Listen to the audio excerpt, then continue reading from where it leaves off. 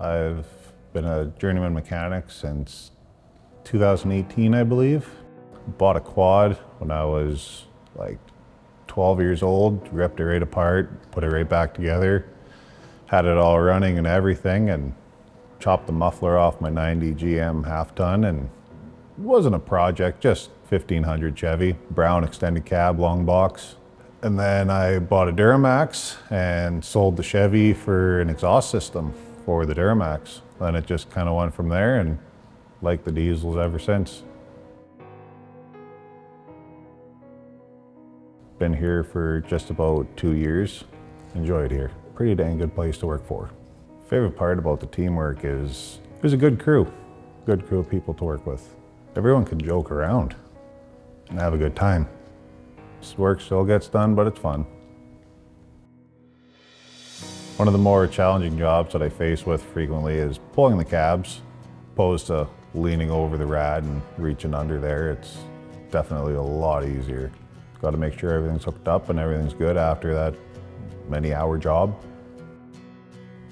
I think people probably don't realize that. Buy your own tools. It's all out of your own pocket. You break something, you got to pay for it. There's quite a few that are specialty for sure. This trade kind of requires the best to be the best. When I got the right tools, I can do my job pretty efficiently. As for rewarding jobs, it's more so just every job just to get it done. Favorite vehicle to work on is probably the 6.7 Ford. Appeals to me the most out of them is you could have the cabs off in like an hour. They're just so easy to work on. And they typically don't have too many issues, so we don't see them too much. Outside of work, I typically, when it's in season, like to go hunting in November and try to get out fishing as much as I can.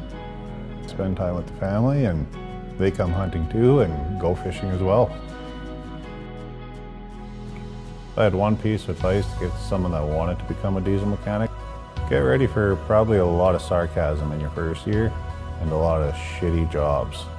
Mistakes happen all the time. Remember what you did so that you don't do it again. Move on and look forward. If I could ask anything of a customer, probably to just give me a pretty dang good in-depth of what and your vehicle was making the noise or it broke.